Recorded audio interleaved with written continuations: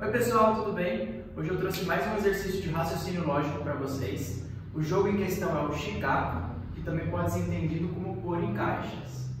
O jogo de hoje, ele tem essa cara. São linhas que delimitam o jogo, essa malha quadriculada, e dentro dele tem os pontilhados que delimitam os pequenos quadradinhos dentro dessa malha. Nós vamos entender como que funciona esse jogo de raciocínio lógico, tá? Aqui, dentro da malha quadriculada, tem alguns números e eles representam a quantidade de quadradinhos que nós vamos separar para colocar essas caixas. Porém, tem algumas regras para a gente colocar as caixas dentro desse jogo, dentro dessa malha quadriculada. As regras são o seguinte: os números, como eu já falei, representam a quantidade de quadradinhos que vão em torno desse número. Cada número pode ocupar apenas uma caixa. Então, por exemplo, se eu fiz uma caixa que engloba o número 3, eu não posso colocar o número 1 dentro dessa mesma caixa. Então, é uma caixa para cada número desse jogo. E o formato das caixas é a última regra desse jogo. As caixas elas só podem ser quadradas ou retângulos, tanto deitado quanto em pé, independente do formato desse retângulo, sempre quadrado ou retângulo, nunca num formato irregular, como eu desenhei aqui. Não posso fazer um formato de T ou uma curva como a nossa caixa. Não posso ter um formato parecido com esse, somente quadrado ou retângulos. O que vai variar é o tamanho dessas caixas. Bom, para começar o jogo, como todo bom jogo japonês, a gente começa sempre pelas certezas. Por exemplo, esse número 1. Se o número 1 ele só pode ter uma caixa e ele só tem um quadradinho, então a gente já tem certeza aqui que o número 1 terá o seu próprio quadrado. Isso quer dizer que o 1 tem um quadradinho compondo sua caixa. Agora a gente vai tentar colocar as demais caixas dentro do jogo. Por exemplo, vamos olhar esse número 3. Esse número 3 eu posso fazer tanto para cima, 3 caixas, 3 quadrados dentro da mesma caixa, ou posso fazer na horizontal. Então, como eu não tenho certeza desse 3, eu deixo ele esperando um pouquinho. Vamos olhar esse 3. Esse 3 é a mesma coisa. Pode ser deitado ou em pé. Mas, opa, se eu fazer em pé, eu acabo pegando esse 2. Então, a única opção para esse 3 seria fazer na horizontal. Já que o formato quadrado não comporta o número 3.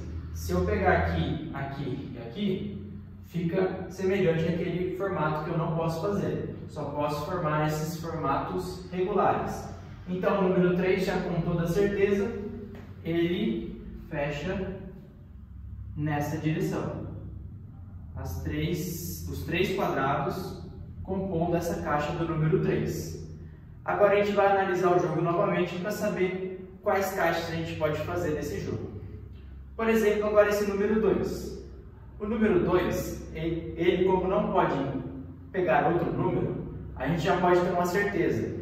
O único espaço vazio que ele pode encaixar é aqui embaixo.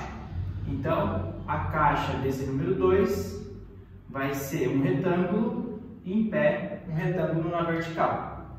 E a gente já consegue ter alguma certeza desse jogo, por exemplo, a partir do número 4 e daquele 3 que a gente tinha em dúvida. Vamos fazer aqui o 4 que está um pouquinho mais simples, por exemplo. O 4, ele pode compor um formato quadrado, porque eu posso pegar 4 quadradinhos. Mas nesse jogo, a caixa do número 4 ele ia pegar outros números. E como a regra do jogo diz, cada número tem a sua própria caixa. Então a gente pode apenas fazer o número 4 na horizontal. Então o número 4 ele vai se preencher aqui deitado com 4 quadradinhos. Seguindo o jogo, a gente só tem os dois números 3 para fazer. Esse 3 que a gente analisou lá no comecinho do jogo, ele poderia ir para cima ou para o lado. Agora para cima ele não cabe mais. Esse quadrado já pertence ao número 4, eu não consigo mais formar aqui para cima, então o número 3 vai deitado. Formato retangular, aqui deitado, comportando esses 3 quadradinhos. E por último só falta o número 3. Esse número 3, ele encaixa com esses 3 quadrados restantes e eu formo a caixa do número 3. Então aqui. Só para recapitular, o 1 ele tem o seu próprio quadrado, então já é uma boa dica de início para o jogo. Esse número 3, como ele não poderia subir, já que ele pegaria esse 2, a gente já tinha certeza que ele viria deitado, com 3 quadradinhos, comportando essa caixa de número 3. O 2 eu não posso ir para os outros lados, porque ele acabaria pegando outro número, então a gente já fez para baixo. Número 4, como eu não posso descer também pelo mesmo motivo, a gente preencheu aqui lateralmente, na horizontal, e aí sobrou apenas os 2, 3. Eles só poderiam entrar aqui também na horizontal. Esse é um exercício resolvido, espero que tenham entendido. Ao longo da semana a gente vai fazer mais alguns exercícios e qualquer dúvida é só deixar aqui nos comentários.